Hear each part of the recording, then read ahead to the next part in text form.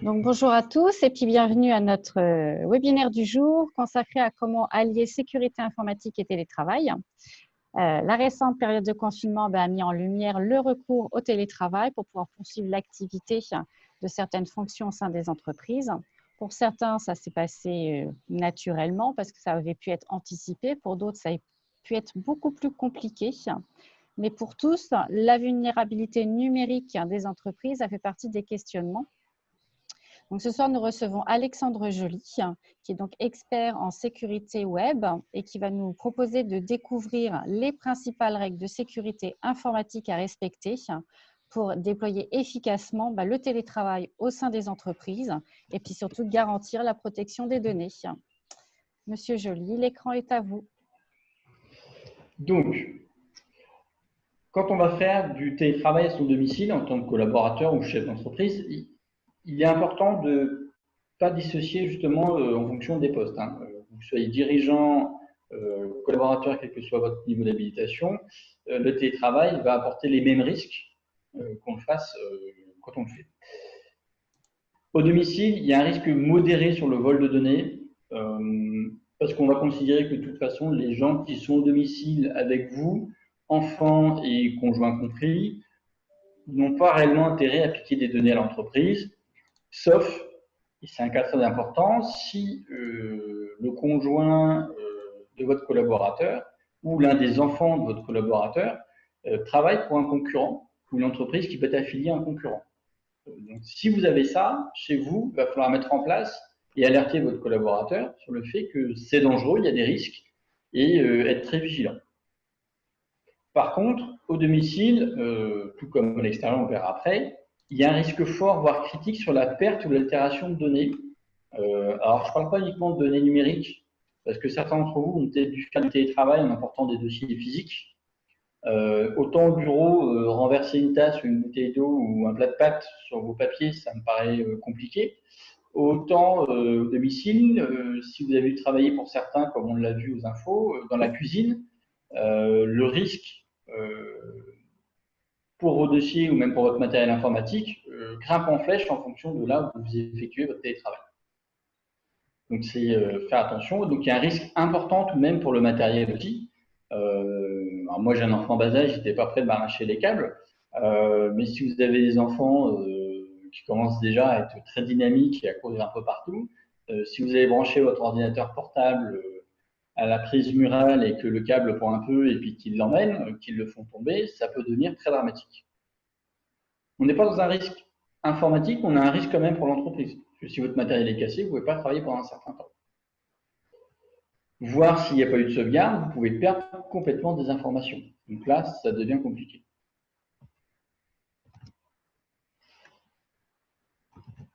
Maintenant, quand on va être en dehors du bureau, il y a un risque fort et critique sur le vol de données.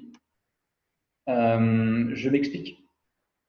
Très souvent, quand des personnes vont travailler en dehors du bureau et qu'elles ne sont pas chez elles, à l'hôtel notamment, au restaurant ou dans le train, vous avez tendance par moment à laisser votre ordinateur seul, sans surveillance, et aller aux toilettes ou aller passer votre appel à côté pour ne pas déranger les gens qui sont autour, etc. Donc là, on a un risque important sur le vol de données, parce que si vous ne verrouillez pas votre ordinateur, n'importe qui y accède, et c'est très facile, et quand vous êtes vraiment dans l'autre tâche que vous êtes en train de faire, vous ne faites pas du tout attention à ce qu'on fait sur votre machine. Pareil sur la perte et l'altération de données. Alors, je n'ai pas la vidéo, je ne vais pas vous la partager, en plus j'ai problème de partage d'écran, mais avec une simple clé USB, on est possible de venir carrément détruire votre matériel en 5 secondes. Donc c'est juste de la nuisance, mais c'est une nuisance qui peut exister. Surtout si vous êtes un habitué de travail dans un espace de coworking, vous pouvez devenir rapidement une cible identifiée. Et c'est vrai que le vol de données est tout aussi fort. Ça va vous encourager à avoir des bonnes pratiques. Alors attention, il y a bonnes pratiques, mais votre employeur ou vous en tant qu'employeur, vous devez mettre à disposition de vos collaborateurs des matériels qui leur permettent aussi d'appliquer les bonnes consignes. Typiquement, si vous devez vous absenter et laisser votre machine là où elle est, eh ben, il ne faut pas avoir peur de l'éteindre, tout simplement. Je vais faire quelque chose qui est un peu long, je sais que j'ai un coup de fil qui va durer une demi-heure, trois quarts d'heure, eh ben, j'éteins ma machine et quand je reviens, je la rallumerai, c'est pas grave. Il y a moins de risques pour mes données, il y a un risque toujours pour le matériel, mais pour les données, on verra après, il y a beaucoup moins de risques. Donc ça, c'est vraiment les risques liés aux deux grandes familles de télétravail, quand on est hors du bureau et du domicile, pour celle qu'on a à l'écran, et celle précédemment quand on est au domicile du collaborateur. Alors ensuite, on va revenir un petit peu sur les politiques de sécurité d'entreprise. Alors la politique de sécurité d'entreprise, c'est toutes les mesures, tous les engagements que vous prenez vous en tant que chef d'entreprise, mais qu'aussi que vos collaborateurs doivent respecter en tant que collaborateurs d'entreprise pour assurer la sécurité des données et la sécurité numérique de l'entreprise. Vous pouvez, pourquoi pas, aussi insister à rajouter des points sur la sécurité physique des locaux, la sécurité physique de l'entreprise. Typiquement, ben, le dernier qui part, il verrouille la porte. Celui qui part à midi, il verrouille la porte aussi. Bien s'assurer que toutes les fenêtres sont bien verrouillées. Si vous avez des volets, qu'ils soient fermés, etc. C'est tout bête, hein, mais c'est important parce que certains l'oublient pendant certaines entreprises. Et l'assureur vous rattrapera si jamais vous aviez des volets qui n'étaient pas fermés et que vous étiez cambriolé. Dedans, on va instiller tout ce qui est règles de base en sécurité informatique. Alors, l'une des plus grandes règles de base en sécurité informatique, surtout quand on est en télétravail, ce qui nous intéresse aujourd'hui, c'est quand vous n'êtes pas à votre poste de travail, il faut verrouiller votre poste de travail. Ce qui veut dire qu'au préalable, votre poste de travail, vous devez avoir un mot de passe pour pouvoir accéder à votre session. Si ce n'est pas le cas, c'est un indispensable en télétravail. Vous ne pouvez pas faire convenablement du télétravail sans ça. Pour verrouiller votre poste sur Windows ou même la majorité des systèmes d'exploitation, vous allez juste appuyer sur la touche Windows et après sur la touche L en même temps. Ça permettra de verrouiller votre poste de travail. Alors pourquoi même en télétravail? Alors dans le cadre d'un télétravail en dehors du domicile, dans un espace de coworking, ben, il faut encore, on ne sait pas qui peut passer derrière vous pour utiliser votre ordinateur. Et dans le cadre du domicile, alors je mets de côté le conjoint ou les enfants un peu âgés travaillent ou ont des stages chez des concurrents, vous allez surtout avoir la mauvaise manipulation sans faire exprès de l'enfant qui va vous faire une blague, qui va vous fermer des choses, qui ne va pas faire attention à ce qu'il fait, qui va venir taper sur le clavier comme ça. Et mine de rien, je sais que moi dans mon travail, quand je suis en train de prendre la main sur des serveurs à distance, la mauvaise commande peut détruire le travail de 15 personnes en 6 caractères. Donc ça serait vraiment dommageable. Donc tout ça, c'est des choses qu'il faut réinstiller, reprendre en compte et bien reposer. Et c'est vrai que pour les entreprises qui ont été forcées de mettre en place le télétravail durant le confinement, un peu du jour au lendemain, et qui n'avaient pas forcément réellement établi ou rappelé ces règles de base de sécurité informatique, mot de passe fort, on ne partage pas ces mots de passe, on ne s'envoie pas ces mots de passe par mail, tout genre de choses. Ça a dû être un peu compliqué et ça a certainement créé des problèmes pour certaines entreprises. L'autre point important, c'est que vous devez former vos collaborateurs tout au long de l'année. Moi, je sais qu'au sein de Values Associates, c'est quelque chose que je fais 2 à 3 fois par an minimum. On va venir mettre une piqûre de rappel aux collaborateurs pour leur dire attention, les mots de passe, ça gère comme ceci, ça gère comme cela. Donc, nous, on a mis des mesures en place pour aider nos collaborateurs.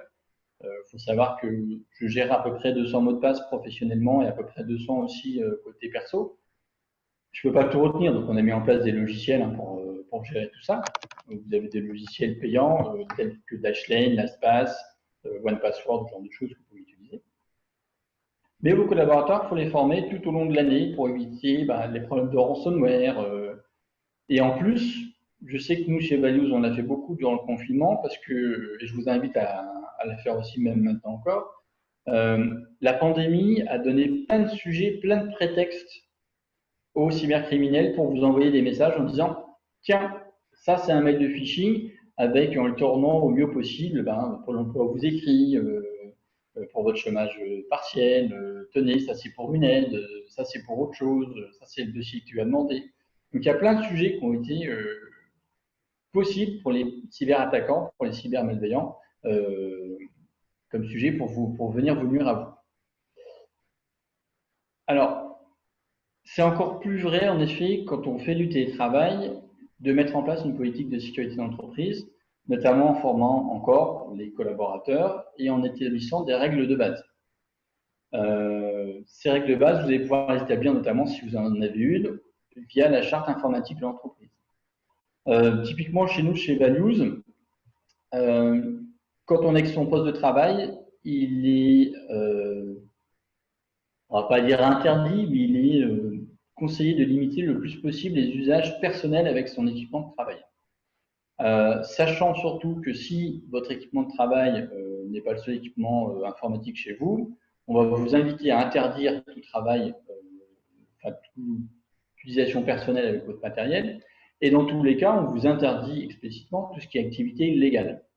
Alors, ça peut tomber sous le sens, mais bon, la DOPI n'a pas été créée en vain. Hein. C'est bien qu'il y avait quand même beaucoup de personnes qui téléchargent de manière illégale des contenus, que ce soit de la musique ou des films, ou qui le regardent de manière illégale en streaming.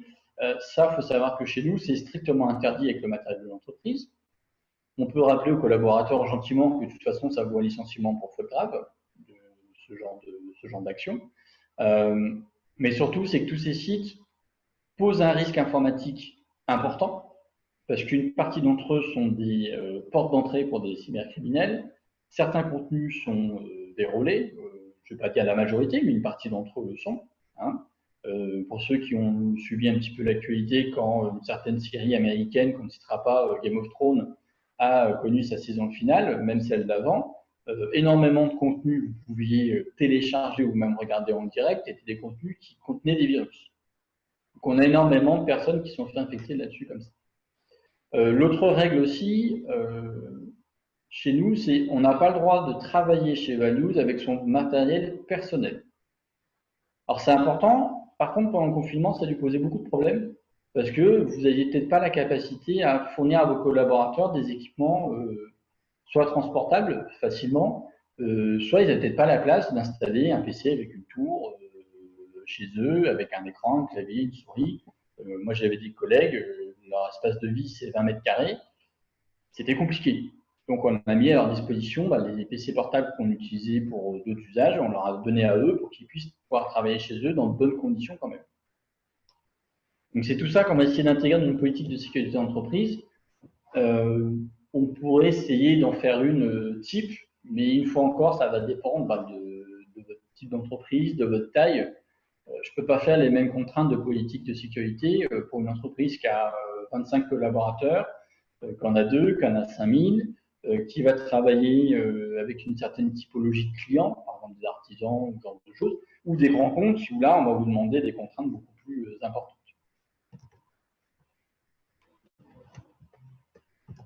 On va maintenant passer aux bonnes pratiques. C'est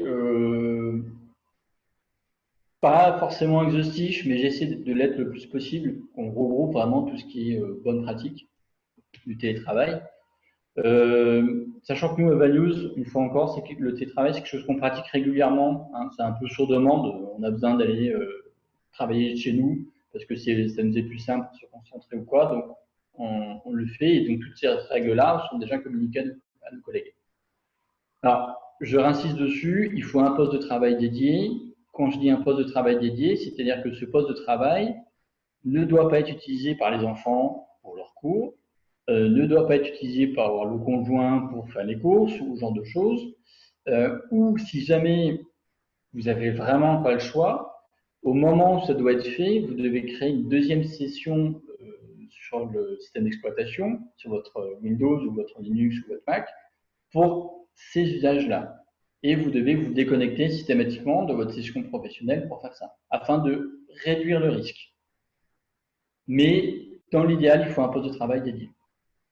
Une fois encore, si le collaborateur le peut, il est très vivement recommandé qu'il le fasse dans une pièce dédiée ou une pièce où il y a peu de risques.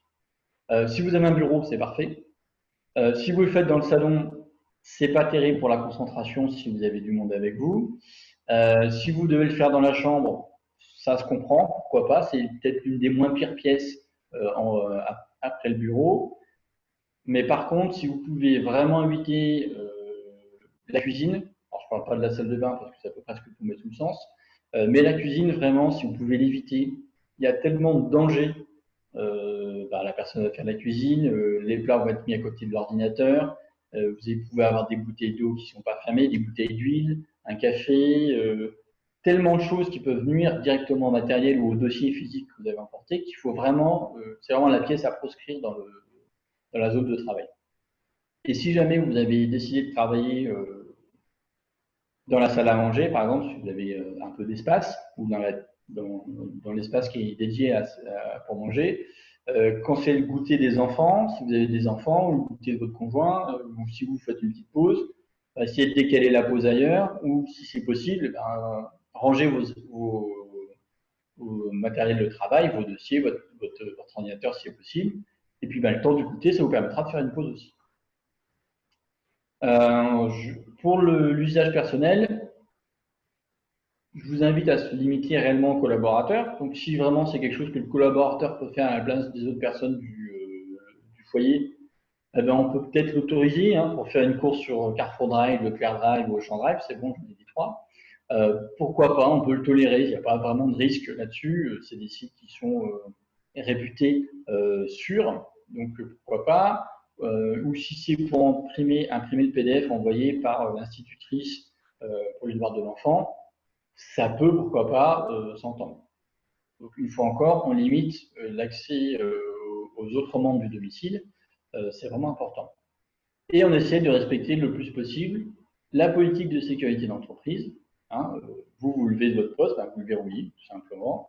On ne fait pas d'usage interdit. On ne va pas aller utiliser des réseaux de peer-to-peer ou de récupération de films. Ensuite, dans les autres bonnes pratiques, si vous pouvez le faire dans votre entreprise, c'est mettre en place une connexion sécurisée, notamment via un VPN. Alors, le VPN, pour ceux qui ne connaissent pas, c'est un réseau privé virtuel.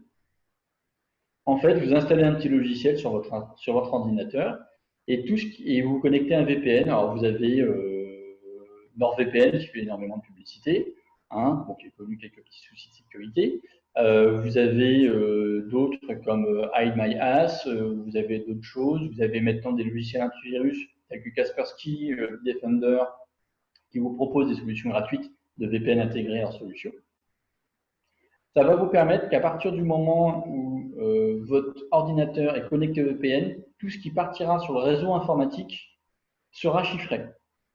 C'est-à-dire même si c'est un Wi-Fi, un réseau filaire, même si le site sur lequel vous allez ou l'application que vous utilisez telle que Zoom, alors aujourd'hui elle est chiffrée, mais ce n'était pas le cas au début du confinement, ça sera quand même chiffré. Toutes les données seront quand même chiffrées. Donc il n'y aura pas de souci là-dessus. Alors pourquoi on recommande d'utiliser un VPN, même quand on est à domicile, et encore plus quand on est dans une zone de télétravail en coworking, que ce soit à la DEB, dans un centre de télétravail ou dans un hôtel ou dans le train, c'est que si jamais vous avez un pirate, une personne malveillante qui a réussi à se connecter au même réseau que vous, ou qui partage le même réseau, on prend un exemple simple, dans le train maintenant on a le Wi-Fi, j'ai toujours dit à mes étudiants, parce que je donne des cours en sécurité informatique, dites-vous quand vous êtes sur un réseau, vous êtes loin d'être le plus dangereux.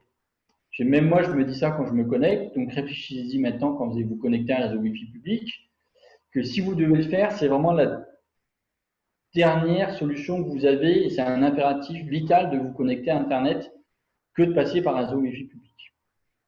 Et dans tous les cas, il faut utiliser un VPN, c'est quand même nettement mieux. Donc du coup, en utilisant un VPN, on va bloquer la capacité de quelqu'un qui est sur le même réseau que vous de pouvoir intercepter des données, soit des mails, des discussions par chat, des visioconférences, ce genre de choses. Si jamais vous devez faire un accès à distance au réseau de l'entreprise, je pense notamment pour accéder à un serveur qui est physiquement dans votre entreprise ou qui est chez un hébergeur de cloud, il est important, voire même indispensable, de bloquer certaines IP, de mettre des restrictions dans les IP pour savoir qui accède à ces informations. Parce que pendant le confinement, on a vu des choses assez alarmantes se produire. les entreprises n'avaient pas mis en place de VPN, n'ont pas mis en place de politique d'accès de restriction à leur réseau d'entreprises à distance. Et du coup, pour ne pas perturber le travail des collaborateurs, eh ben, ils ont simplement ouvert le réseau à toute la planète.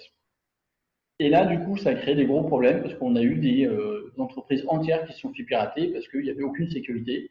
Ils ont juste dit, oh bah, le verrou qui est là, écoute, on l'enlève et puis tout le monde rentre, il n'y aura pas de problème, de toute façon, personne ne viendra nous embêter. C'est pas vrai, hein, malheureusement. Donc, ça a créé beaucoup de gêne. Donc, si c'est quelque chose qui doit être fait, il faut mettre en place des systèmes. Alors, via un VPN, c'est quasiment la meilleure des solutions.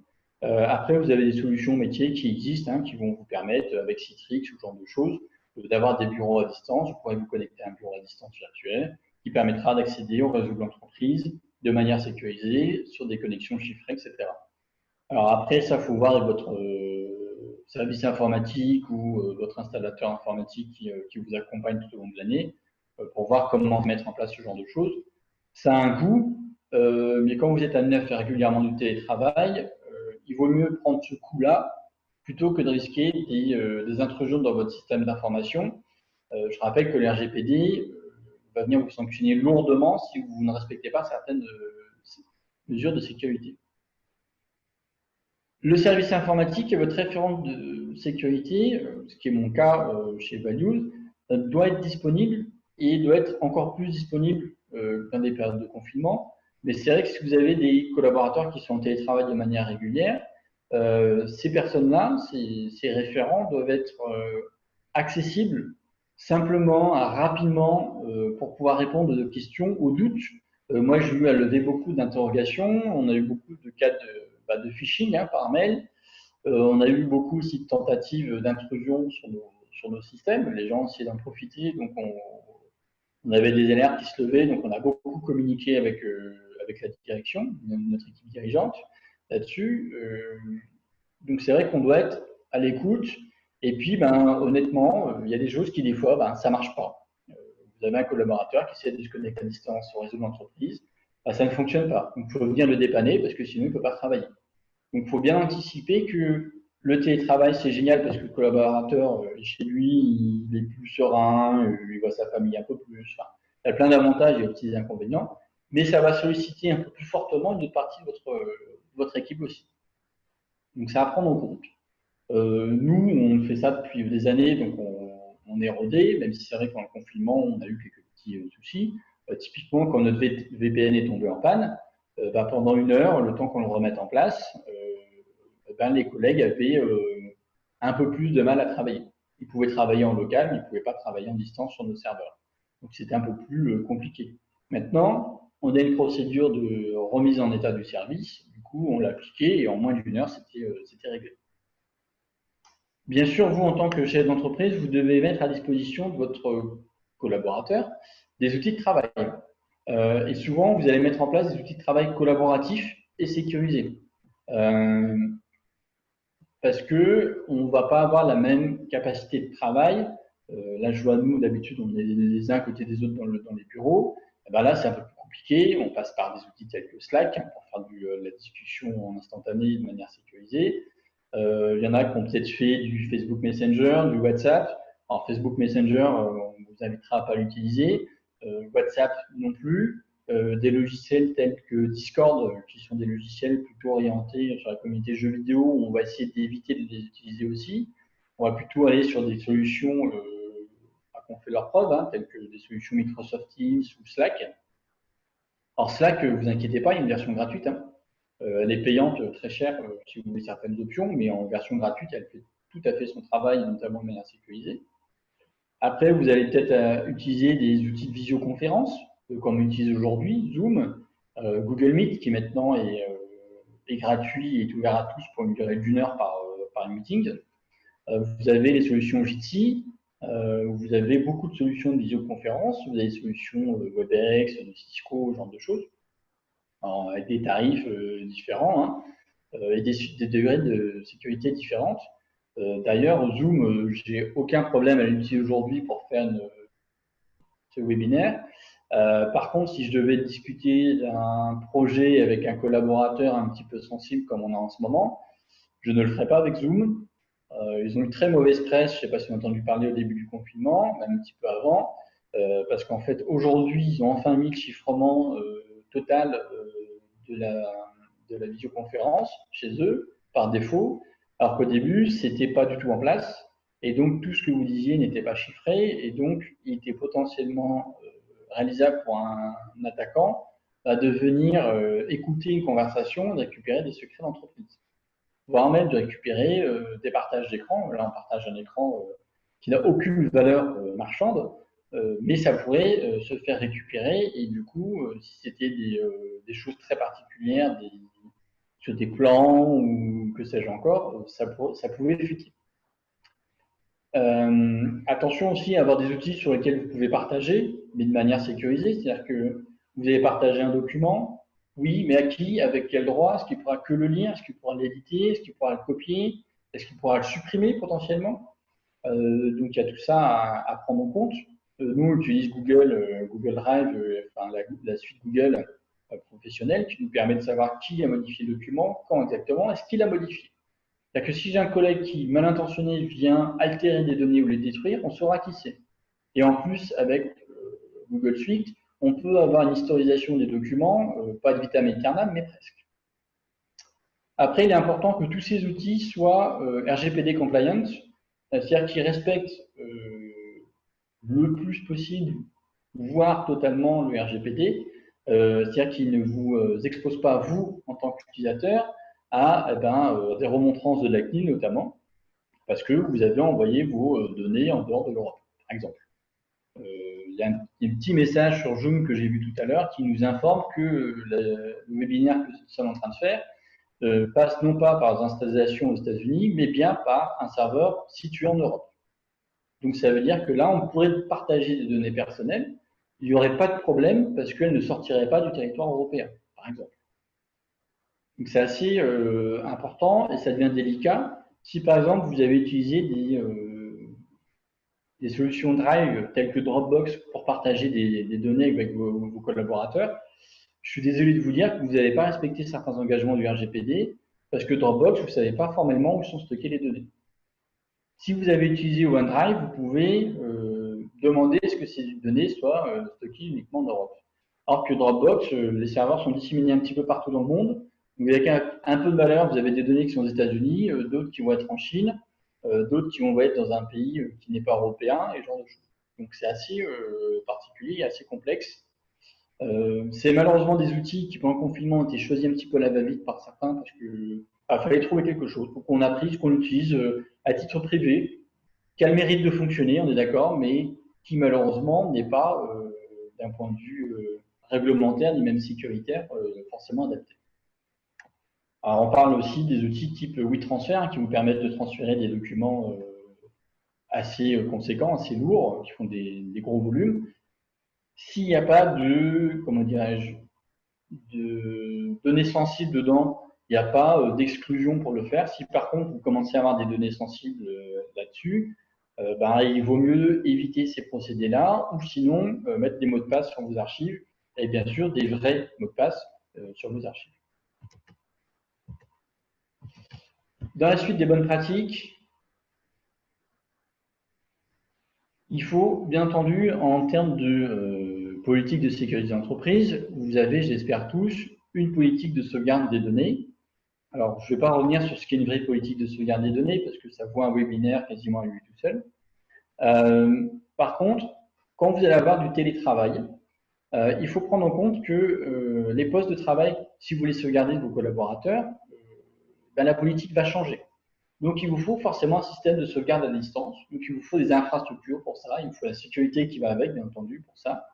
À savoir que la sauvegarde du poste de travail n'est pas forcément indispensable dans l'entreprise. Ça dépend quels sont vos process de travail. Si vous avez imposé à vos collaborateurs de ne travailler que sur des drives, par exemple sur un Google Drive, c'est-à-dire que toutes les données qui sont produites par le collaborateur pour l'entreprise, pour mener à bien son travail, sont systématiquement stockées sur des serveurs à distance. J'ai envie de vous dire que si demain matin, le PC du collaborateur ne s'allume pas, c'est pas grave parce qu'il n'a rien perdu, tout est stocké sur le cloud. Donc, ce n'est pas en soi dramatique. D'accord? Mais il faut bien revoir vos procédures de sauvegarde. Est-ce que mes procédures de sauvegarde sont compatibles avec du travail, du télétravail? Surtout que il y a une chose très bête, hein, mais qui dit télétravail dit déplacement du matériel informatique, d'un PC portable, d'un petit PC. Alors, je ne les ai pas là à côté de moi, mais chez Values, on a des petits PC qui sont grands comme ça, qui sont des PC fixes. Quand on les déplace, ben, il y a des règles simples, mais de base, à respecter. Typiquement, vous ne laissez pas votre matériel dans votre coffre de voiture pendant que vous allez faire une pause déjeuner ou vous allez faire vos courses au supermarché avant d'entrer chez vous. Ce poste de travail est en constante présence avec vous. Vous ne pouvez pas le laisser sans surveillance, même 5 minutes. Ça suffit largement pour vous faire voler votre machine.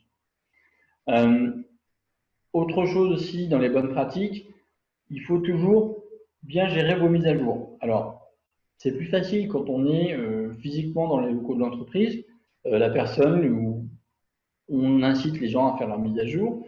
Moi, je sais que par moment, j'ai des collègues qui ont quelques difficultés de faire des mises à jour de système d'exploitation, de Windows ou même de logiciels, parce que leur connexion était très mauvaise. Mais je les ai très très fortement incités, et je leur ai rappelé que c'était l'une des règles chez nous, que les logiciels doivent être à jour. C'est facile de se dire, ouais non, je ne fais pas la mise à jour, je la ferai plus tard. Il est très important de faire vos mises à jour de logiciels. Hein, on ne rappellera jamais assez, que ce soit pour Windows, qui est de toute façon quasiment en automatique, et qui à un moment donné vous laissera pas le choix, c'est vous mettez à jour et j'arrête le poste, ou vous mettez à jour et je redémarre. Mais dans tous les cas, je ferai ma mise à jour. Il en va de même pour les autres logiciels de type Adobe Reader, Google Chrome qui se fait en automatique, Firefox c'est pareil. Donc on a de plus en plus de logiciels qui se mettent en automatique et il faut garder vos logiciels à jour, surtout dans ces cas-là. Il faut savoir qu'en plus, quand vous êtes en télétravail au domicile ou dans un espace autre, vous n'avez pas la sécurité du réseau d'entreprise. Parce que certaines entreprises, je ne sais pas si c'est le cas parmi certaines d'entre vous, je pense que Gilles, au conseil départemental, c'est le cas parce que j'ai fait des stages. Il y a une sécurité déjà avant d'arriver à la porte du réseau informatique de l'entreprise. Il y a déjà une sécurité des personnes qui sont à l'extérieur du réseau pour pas qu'elles rentrent dans le réseau informatique de l'entreprise. Et ces sécurités sont beaucoup plus importantes que les sécurités qu'on va avoir, nous, à titre privé, pour Madame Michu, à son domicile, tout simplement. Dans des centres de télétravail ou de coworking, on va pouvoir estimer que la sécurité devrait être normalement un cran au-dessus. Mais tant que vous ne pouvez pas en avoir la certitude, eh ben, gérez ça comme si c'était chez vous un Wi-Fi public, c'est-à-dire un VPN obligatoire et on fait attention. Bien sûr, on insiste sur le fait de verrouiller son poste de travail quand on le quitte, ne serait-ce que pour 2 minutes, 5 minutes. C'est aussi valable en entreprise, dans les locaux de l'entreprise. Si vous partez de votre poste de travail et que vous avez laissé le client à côté de votre poste, il peut faire n'importe quoi dessus, hein, s'auto-valider un devis avec une remise, pourquoi pas, soyons fous. Et l'autre point très important pour la sécurité des données et la sécurité informatique de votre entreprise en télétravail, c'est de procéder au chiffrement des postes de travail. C'est-à-dire qu'on va installer un logiciel sur le PC de type VeraCrypt, pourquoi pas, ou avec la solution de Windows intégrée qui s'appelle BitLocker, ou sur Linux ou sur macOS. Vous avez des solutions normalement intégrées qui fonctionnent très très bien. C'est-à-dire qu'on va chiffrer numériquement tout le disque dur, tout le disque de stockage du poste de travail. C'est-à-dire que si jamais j'éteins mon poste de travail, que je démonte ce disque, même si je mets ce disque dans un boîtier externe, je ne pourrai pas lire les données, elles seront illisibles si je n'ai pas la clé de déchiffrement. C'est-à-dire que même si pendant le transport de votre matériel de travail, celui-ci se fait voler, si le chiffrement est suffisamment fort, ben vous avez juste, je vais mettre des guillemets quand même parce que c'est un coût, vous avez juste perdu un poste de travail. Vous n'avez pas perdu les données, vous n'avez pas corrompu la sécurité de votre entreprise en donnant accès potentiellement à des boîtes mail, à des serveurs sécurisés et à d'autres choses en perdant ce poste de travail ou en vous le faisant voler.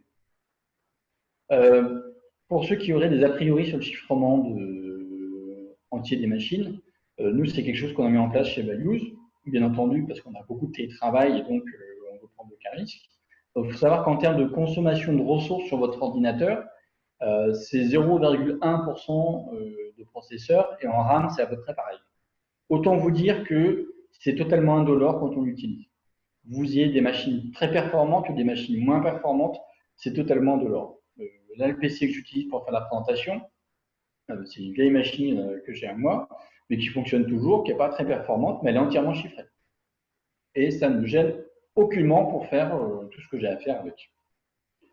L'autre point que vous devez, le dernier point que vous devez faire quand vous allez mettre en place du télétravail, c'est de vous assurer qu'en termes d'assurance, vous êtes couvert, vous, pour que votre collaborateur puisse emmener le matériel, et puis que lui-même est couvert, hein, parce que en fait, il va travailler de chez lui, donc voir avec son assurance, est-ce que ça va poser des problèmes si jamais il crée un dégât ou un sinistre chez lui de par sa présence alors qu'il devait être au travail, etc. Donc, c'est des petites choses à prendre en compte. Ça arrive peu, hein, mais ça peut surtout éviter des gros déboires, et des mauvaises surprises et puis des mauvaises expériences. Hein. Typiquement, on disait tout à l'heure sur la dégradation involontaire d'un matériel ou de dossier parce qu'on a renversé une bouteille d'eau ou que les enfants ont fait des misères, ont joué un peu fort au ballon et paf dans l'écran. C'est toujours un peu compliqué. Si on n'est pas couvert, c'est toujours un peu embêtant. Ça fait des frais pour rien. Voilà. Donc si on peut s'éviter ça, autant le faire, pourquoi pas. Donc voici grosso modo pour les bonnes pratiques. C'est pas excessivement compliqué. La sécurité informatique, il y a des choses très complexes, mais c'est énormément de bon sens à un moment donné. Et le télétravail en fait partie. Mais après, faut y être sensibilisé pour s'habituer à ce bon sens et à réfléchir de manière différente. Sans devenir parano non plus. Hein.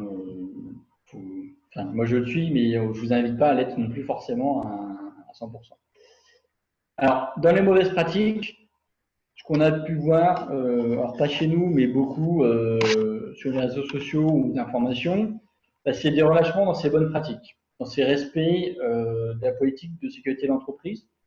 Typiquement, un collaborateur qui a l'habitude de verrouiller son poste, l'a beaucoup moins fait ou l'a pas fait du tout. Donc ça a pu créer des problèmes. Il l'a déplacé un peu n'importe comment, s'est relâché sur l'usage informatique du poste. C'est-à-dire que, ah bah oui, au conjoint ou à la conjointe, bah viens, on va faire les courses, on va faire les comptes, tenez les enfants, vous êtes fatigués, je vais faire une pause, regardez un épisode sur ordinateur. Alors, bien sûr, l'épisode, c'était sur un streaming de manière illégale, ce qui pose des problèmes, hein, parce que si vous utilisez en plus un VPN de l'entreprise, s'il est Adobe ou à ça, du coup, elle va taper à la porte de l'entreprise qui va dire « Dites donc, vous avez fait quelque chose de pas très net. Oui, c'était pas moi, c'était mon collaborateur. » Du coup, oui. Donc, c'est un peu particulier. Notamment au niveau du déplacement, hein, ça a été par moments négligé, on laissait la voiture sans surveillance, des fois ça a été laissé à côté des plaques de cuisson, hein, j'ai vu ça, à côté d'une plaque de cuisson, oui, mais sauf que quand la personne est venue pour faire des pâtes, pas forcément fait attention, ou fait trop de choses en même temps. On a eu quand même des casseroles posées sur des écrans d'ordinateur portable. Je vous le dis tout net, il n'a pas apprécié du tout. Hein. Donc c'est beaucoup de choses comme ça. Et l'une des choses les plus graves qui a été faite et qui peut encore être faite, c'est l'utilisation de matériel réformé ou obsolète. C'est-à-dire que si jamais l'entreprise n'a pas été capable, d'un point de vue matériel ou financier, de mettre à disposition un poste de travail pour effectuer le télétravail, et il a cité le collaborateur à prendre ce qu'il avait chez lui, malheureusement, vous ne pouvez pas imposer au collaborateur d'avoir des équipements neufs ou récents ou non obsolètes, où vous avez donné un matériel qui était réellement obsolète à votre collaborateur pour qu'il puisse travailler. Ça, c'était une mauvaise idée. Typiquement, si vous avez donné des systèmes d'exploitation type Windows 7, Vista, XP, si vous avez encore chez vous, je suis désolé, mais de toute cette famille-là, depuis des années, enfin Windows 7 depuis le début d'année, mais pour les autres depuis des années, on ne doit plus les utiliser en entreprise, qui ne sont plus mis à jour d'un point de vue sécuritaire, non plus mis à jour de sécurité de la part de Windows. Beaucoup de logiciels, avec le Chrome, Firefox, ne se mettent plus à jour sur ces versions de systèmes d'exploitation parce qu'elles sont considérées comme obsolètes. Et du coup, tout ça, vous prenez un risque énorme, votre collaborateur fait prendre un risque énorme à l'entreprise en ayant des logiciels pas à jour et du coup en pouvant être attaqué par plein de menaces sur Internet, par des sites ou plein d'autres choses. Donc c'est assez grave. Et même les logiciels antivirus que vous avez pu installer ou faire installer à votre collaborateur sur ce poste de travail, eux aussi ont arrêté le support de ces anciennes versions. Donc à un moment donné, les nouvelles menaces ne les ont pas forcément. Donc là, il y a vraiment un risque critique pour l'entreprise d'utiliser du matériel qui est complètement désuet ou obsolète.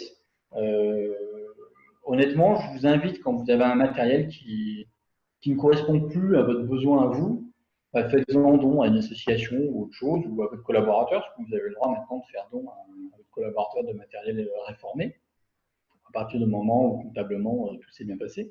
Donc pourquoi pas. Et c'est vrai qu'en télétravail, il faut que le matériel soit à jour, qu'on puisse le mettre à jour, et qu'on évite voilà, des choses qui sont hors de temps. On a quand même vu, ouais, j'ai vu des Windows XP renaître, ressortir de leur carton pour pouvoir faire du télétravail sur les réseaux sociaux où ça fait vraiment froid dans le dos. Alors après, en autre mauvaise pratique,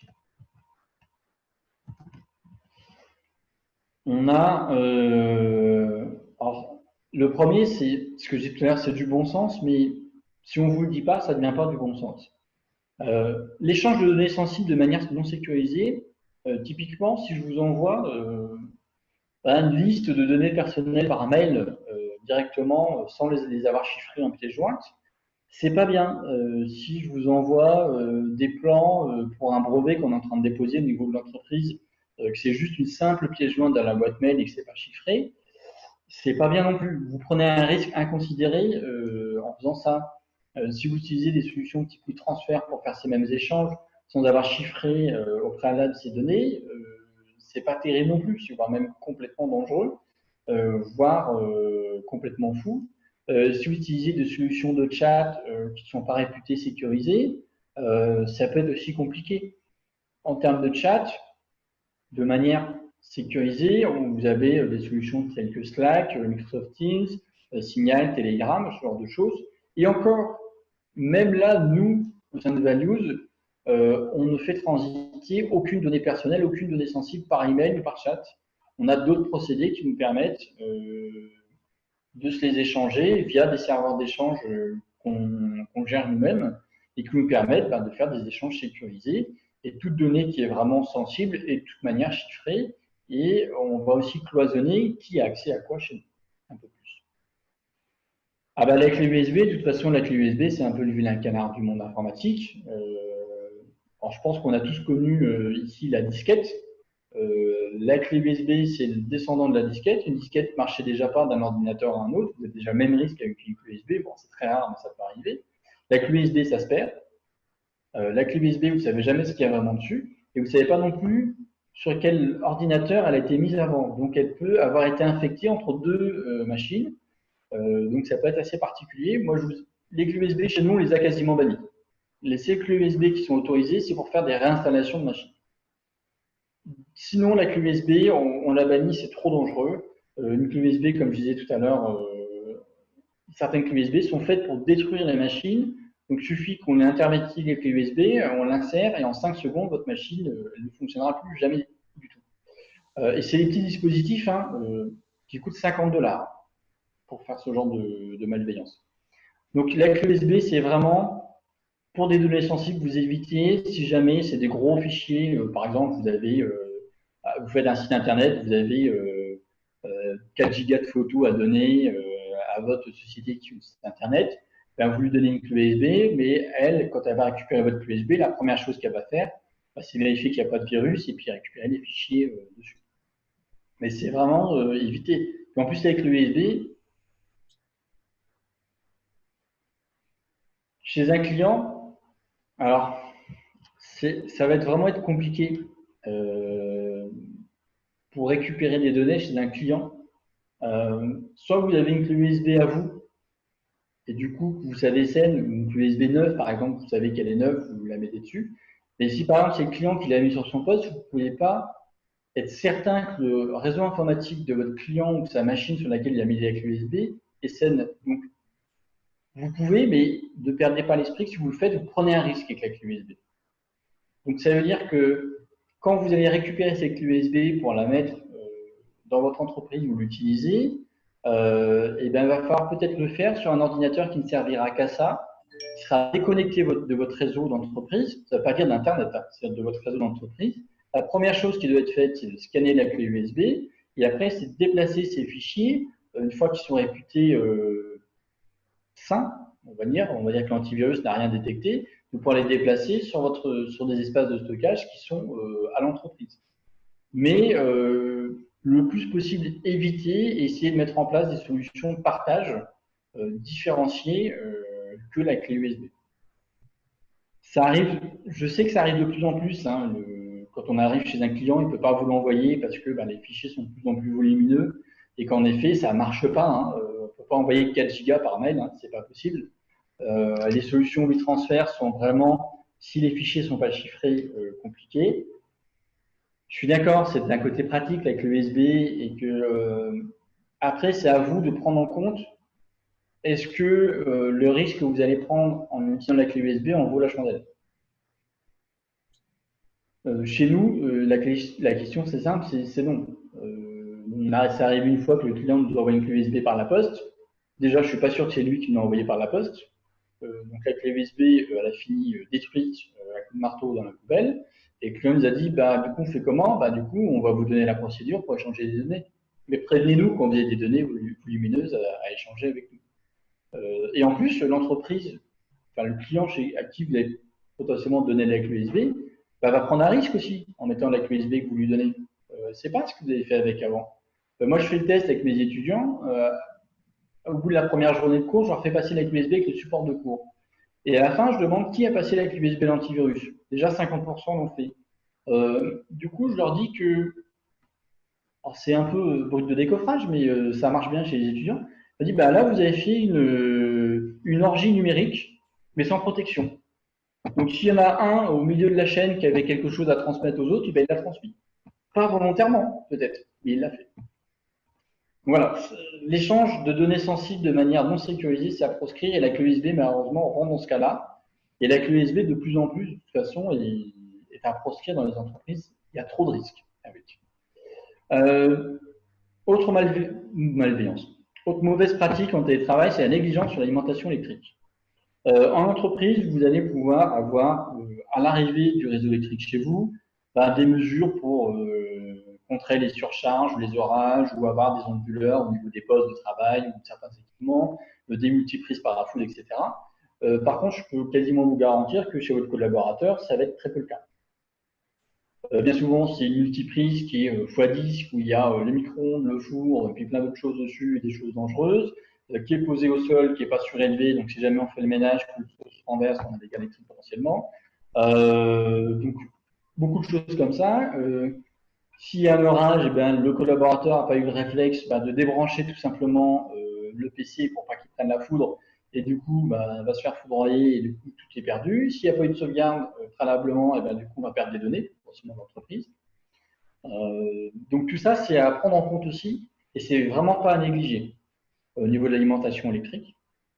Alors, j'ai mis l'utilisation de Zoom parce que, en effet, avant qu'ils mettent en place le chiffrement de bout en bout comme ils ont fait là, honnêtement, si on devait échanger sur des données sensibles vocalement, hein, ou même en partage d'écran, il n'était pas du tout conseillé d'utiliser Zoom.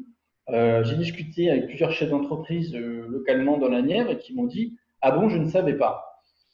Et là, je me suis dit « Vous ne saviez pas, c'est pas grave parce que c'est pas à vous d'aller chercher cette information-là. Mais c'est à moi en tant qu'expert en sécurité et puis aux médias locaux. Je pense qu'on a eu un couac. On n'a pas su vous transmettre cette information que pendant un moment, Zoom, c'était pas sécurisé. Et du coup, Zoom, il fallait pas l'utiliser. Tout comme j'en profite, tant que j'ai la parole, que Flash, les solutions Flash, c'est quelque chose qui va être arrêté par Adobe. Et Adobe a même annoncé récemment qu'il vous invite même à déjà désinstaller ces solutions de vos postes. Parce que c'est trop dangereux. Donc, on vous invite déjà à les supprimer. Ce qui est dangereux aussi, c'est de stopper les politiques de mise à jour des applications, des postes de travail. Donc, si ça a été fait par certains, donc il faut vraiment être vigilant là-dessus. N'hésitez pas à faire des piqûres de rappel, collaborateurs, gentiment. ça se fait simplement. Et de faire du téléchargement illégal via la connexion sécurisée d'entreprise, je réinsiste dessus, c'est interdit. Nous, on n'a jamais eu le cas, mais j'ai eu des entreprises où je suis passé faire du conseil ou autre, où c'était par moment un peu la règle. On avait les gens qui n'avaient pas la fibre à la maison. Du coup, le midi, qu'est-ce qu'ils faisaient? Ils se connectaient avec leur poste personnel au réseau de l'entreprise, qui déjà était interdit normalement, pour éviter de limiter les risques, et puis qui téléchargeaient leur série ou leur film. C'est compliqué. Donc voilà pour les mauvaises pratiques. On a grosso modo tenu dans l'heure.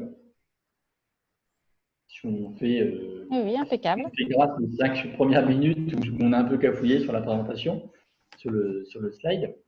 Est-ce que vous avez d'autres questions à part celle d'Alain qu'il y a posée, où j'espère avoir y répondu le plus possible.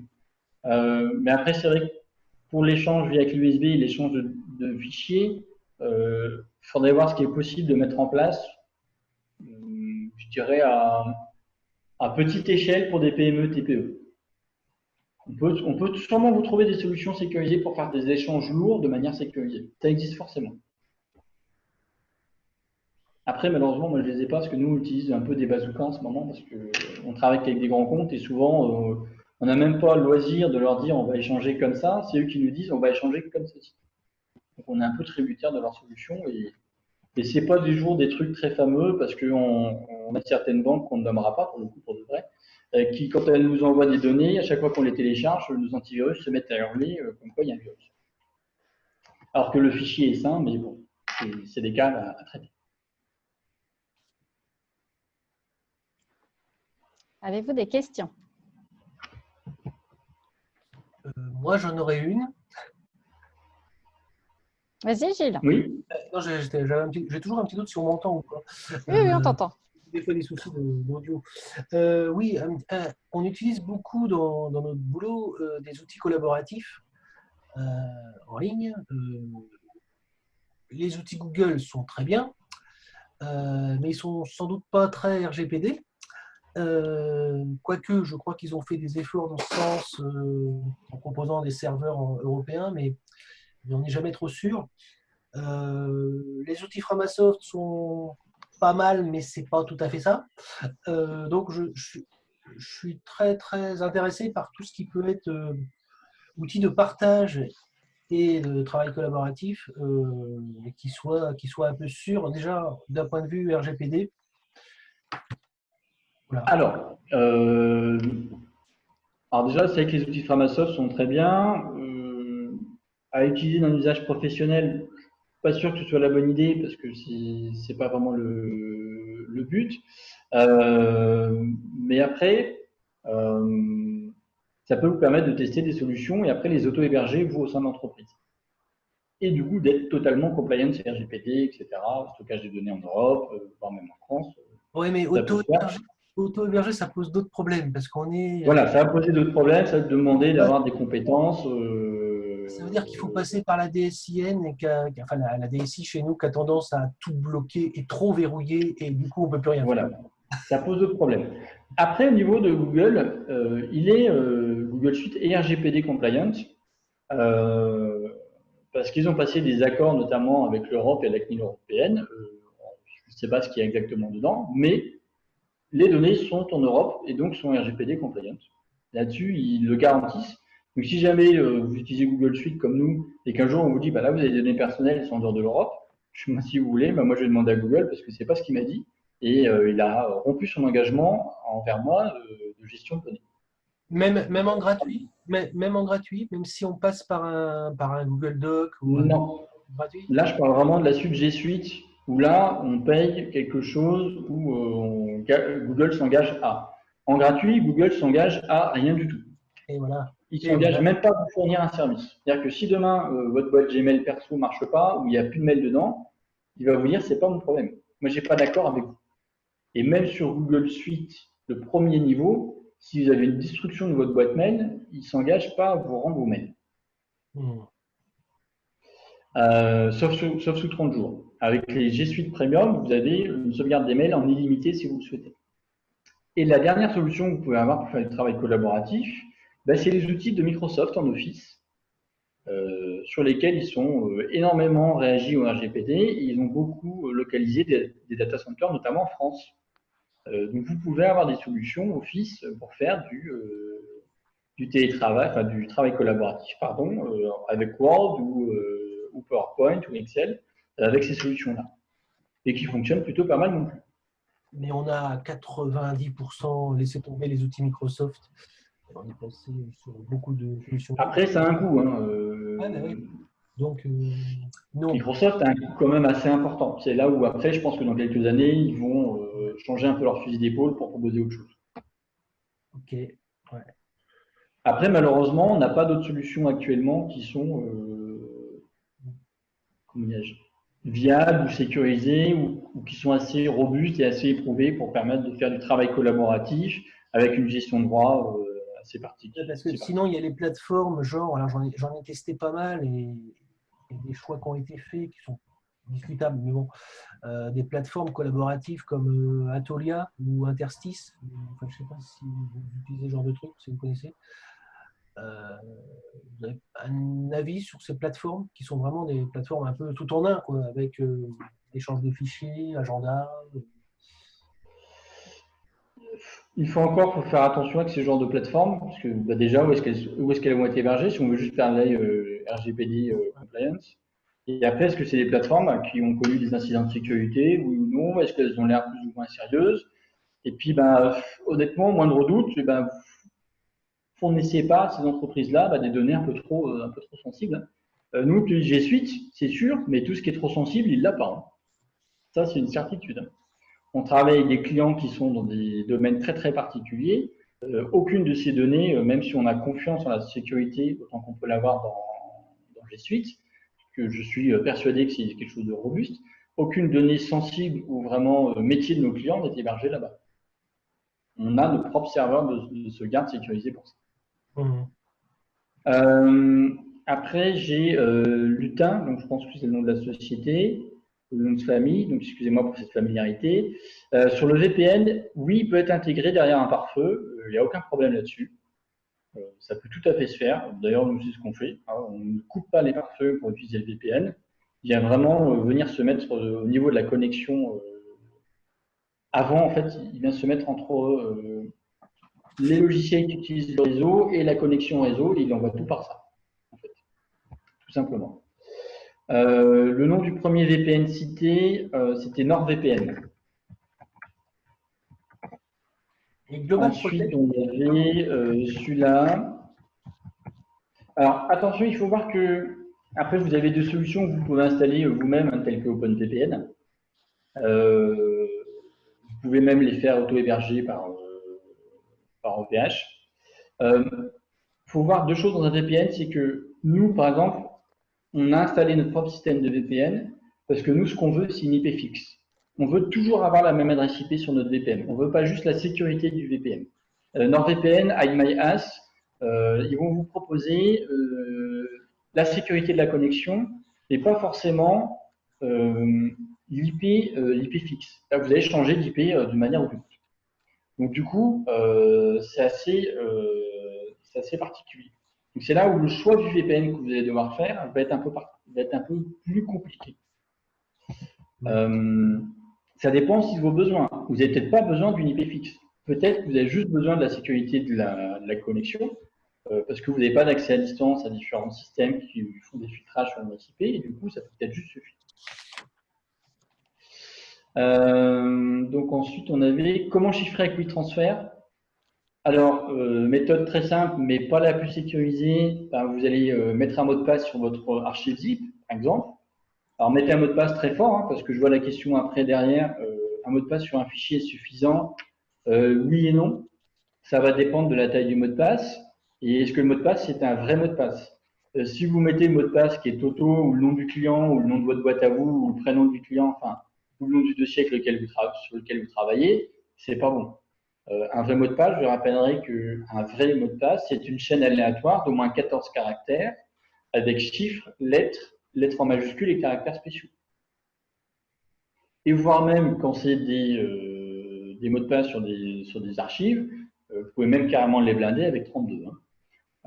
Par contre, là où ça va être très important, c'est comment allez-vous envoyer l'archive chiffrée et comment allez-vous envoyer le mot de passe avec, qui va avec. Et c'est là où ça devient compliqué. Parce qu'il ne faut pas, typiquement, si vous l'envoyez avec WeTransfer, vous mettez un mot de passe sur le zip. Vous mettez quelque chose de très costaud. Un truc complètement aberrant, vous mettez 500 caractères de mot de passe. Vous l'envoyez par WeTransfer. WeTransfer, il va envoyer un mail à votre client pour dire bah, clique sur le lien pour récupérer l'archive. Mais si vous envoyez par le même mail le mot de passe, enfin, sur la même boîte mail le mot de passe, j'ai envie de vous dire que ça ne va pas servir à grand-chose. Donc, c'est un peu particulier. Donc, il faut que vous identifiez avec votre client deux canaux différents pour pouvoir échanger ces deux informations qui sont différentes. Et si on veut le faire de manière plus compliquée, on va utiliser ce qu'on appelle le chiffrement GPG, où là, il faut un logiciel spécial pour pouvoir le faire.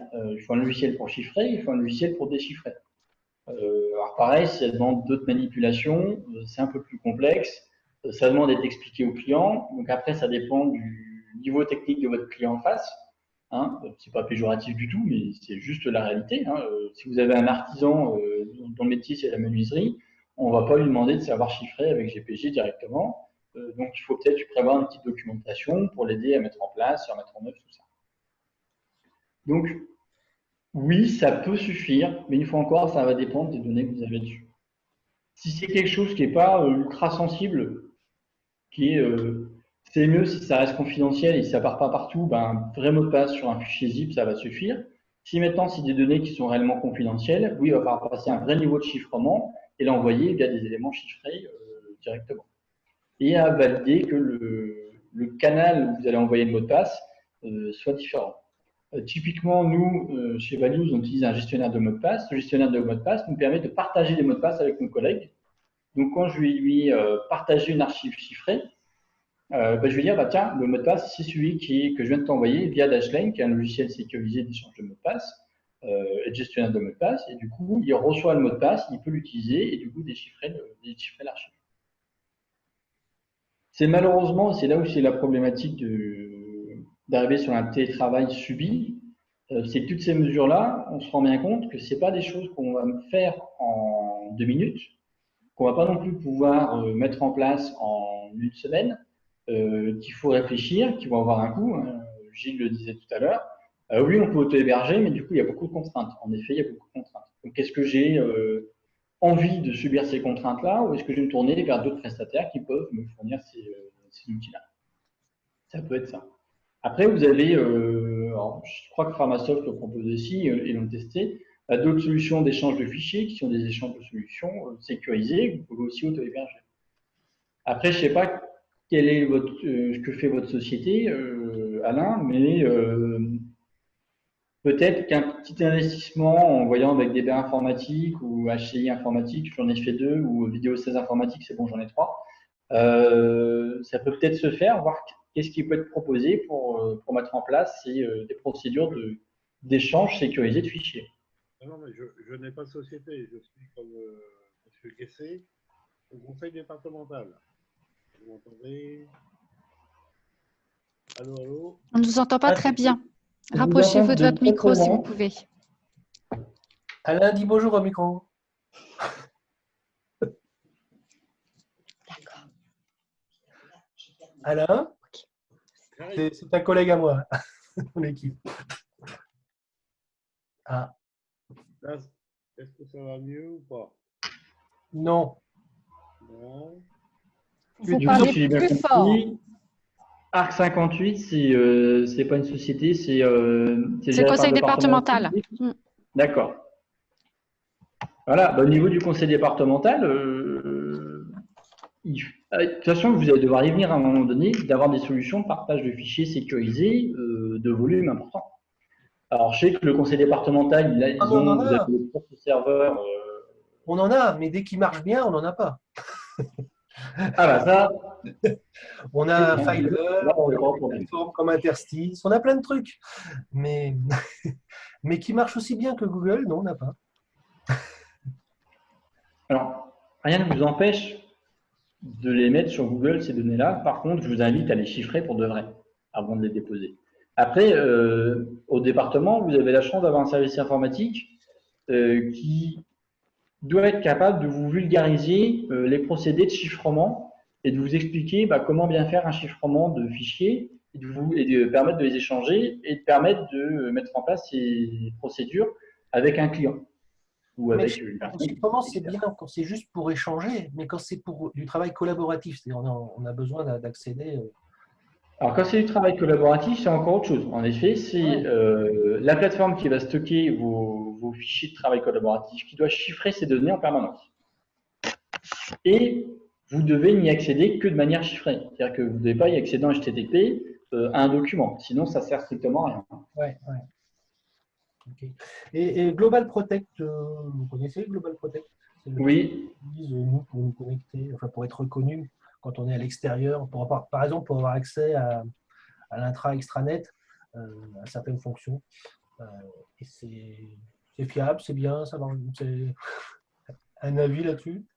Apparemment, ça a l'air. Moi, j'utilise pas, j'ai pas vraiment de mauvaise presse là-dessus. Donc, pourquoi pas.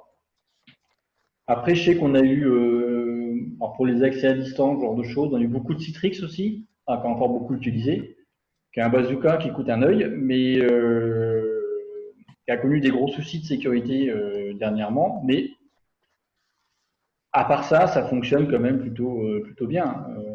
Mais les soucis de sécurité, j'ai évoqué plusieurs logiciels, Zoom notamment. Ouais. Honnêtement, ce qu'il faut voir, c'est le temps de réaction de l'entreprise et qu'est-ce que va mettre en œuvre cette entreprise une fois qu'elle a réagi. Zoom n'a pas très bien réagi, c'est pour ça que c'est vraiment pas une société avec qui j'ai envie de faire confiance. Parce qu'au début, ils ont dit oui, si vous payez, vous aurez le chiffrement pour tout le monde, vous aurez le chiffrement, mais si vous ne payez pas, vous ne l'aurez pas. Oui, mais on est en 2020, soyez honnêtes, soyez sérieux 5 minutes. Donc, oui, et puis avant ça, il y avait une autre histoire de centaines de milliers de comptes dont les données étaient récupérables sur le dark web. Donc, oui, tout à fait. Quand même, Zoom. Alors, Alain, pour répondre à votre question, du coup, vous êtes auto-entrepreneur, vous intervenez chez des clients, et demain, vous souhaitez développer le distanciel. Ça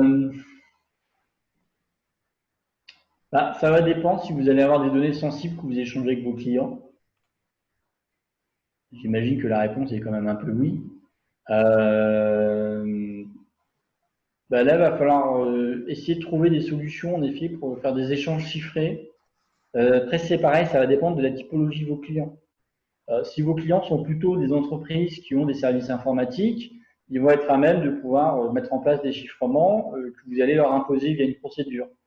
Si maintenant, une fois encore, c'est des personnes avec des niveaux techniques informatiques plutôt moyen bas, ça va être compliqué de leur faire subir ce genre de procédure. Il ne faut pas faire fuir vos clients parce que vous avez des procédures dignes d'une banque. Mais vous m'entendez là?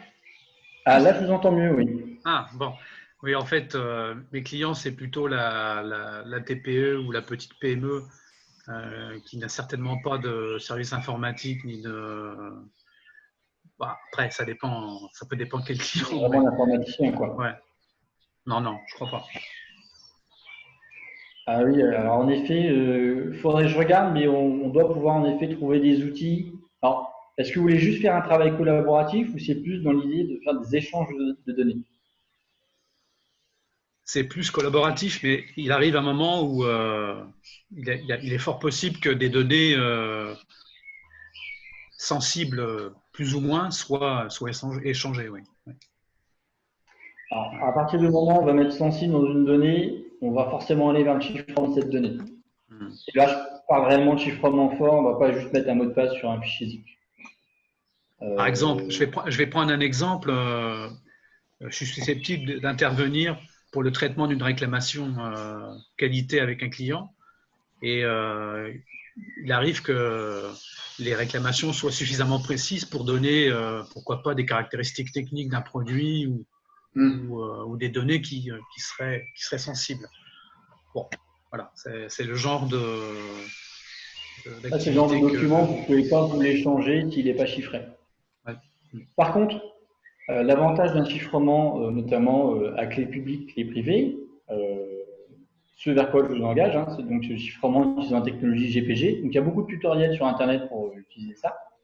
L'avantage de ça, c'est que vous allez donner une seule chose à votre client la première fois aux signatures du contrat. Vous allez lui donner votre clé publique. Et avec cette clé publique, il va chiffrer le document qu'il veut vous envoyer. Et ce document n'est déchiffrable qu'avec votre clé privée. D'accord. Donc, vous avez à sécuriser cette clé privée dans votre entreprise, de manière différente et variée. Hein. Mais c'est vraiment la chose que vous ne voulez pas vous faire voler ni perdre. Mais avec ça, vous êtes sûr qu'il n'y a pas de problème. Et le client n'a même pas besoin de vous envoyer de mot de passe ou de dire tiens, je l'ai chiffré avec le mot de passe, etc. Il a chiffré avec votre clé publique. C'est quelque chose que vous pouvez même diffuser sur votre site internet ou sur les réseaux sociaux, une clé publique. Hein. Elle porte très bien son nom. Avec une clé publique, vous ne pouvez que chiffrer des fichiers qui seront déchiffrables uniquement avec la clé privée. Mais avec la clé privée, donc, vous allez pouvoir déchiffrer ces fichiers. Mais vous pouvez aussi, vous, très bien dire je vais chiffrer un fichier que je vais envoyer à mon client, qui lui pourra déchiffrer avec votre clé publique, par exemple, si vous chiffrez avec votre clé privée. Et l'idée, c'est de l'inviter à lui aussi créer une clé publique et une clé privée, et qui vous donne sa clé publique pour que vous puissiez avoir des échanges totalement sécurisés par la suite. Là, vous avez des niveaux de sécurité gouvernementale, mais qui sont déjà très, très costauds. D'accord. Et tout ça, j'imagine que ça a un coût. Non. Le GPG, ça coûte 0. Ah bon. Voilà. Par contre, attention, si vous sortez du territoire européen, certains États comme les États-Unis n'aiment pas trop les chiffrements un peu trop forts. Il faut bien vérifier la législation avant de se rendre sur le territoire avec vos équipements informatiques. Merci. Il faut voir que tout ce qui est technologie de chiffrement, pendant très longtemps, et encore un peu maintenant, c'est considéré comme des armes numériques. Donc même l'exportation de solutions de chiffrement n'est pas toujours autorisée. Mais en effet, hein, GPG, les tutoriels, c'est une technologie qui coûte 0 €. Juste un peu de temps pris en main, peut-être. Il ne faut pas être spécialiste en informatique, rassurez-moi. Non, non. Si vous tombez, si on vous trouve le bon tutoriel pour ça, ou même ça peut s'écrire, hein, honnêtement, c'est... Allez, ma mère peut le faire. C'est méchant pendant un moment, mais... mais honnêtement, oui, voilà. C'est juste qu'il faut réussir à passer cette barrière, ce cap, vous dire oui, j'en suis capable, et en effet, tout le monde en est capable. On est arrivé à un cap où en 2020, on a fini avec les outils qui étaient compliqués, qui étaient réservés aux geeks, aux informaticiens, qui vivaient au fond de leur cave avec des longs cheveux. On est envoyé voilà. Typiquement, Joannex Impact, c'est une source sûre. Donc ça peut partir des premières solutions pour vous aider à mettre en place ce genre d'éléments. Est-ce que vous avez d'autres questions? Moi, non. Non. Oui, mais non. Alors bien sûr, si par la suite vous avez d'autres questions, n'hésitez pas à les transmettre à Sophie, elle me les transmettra hein, sans problème. Hein. Vous pouvez même transmettre mes coordonnées après si vous le souhaitez, il n'y a pas de... Oui, c'est ce qu'on fait en général. On envoie le PowerPoint et on diffuse en fait le webinaire sur la chaîne YouTube. Donc, il y a toutes les infos. Voilà. Eh bien, n'hésitez pas. Donc, s'il n'y a plus de questions, merci à tous de votre participation.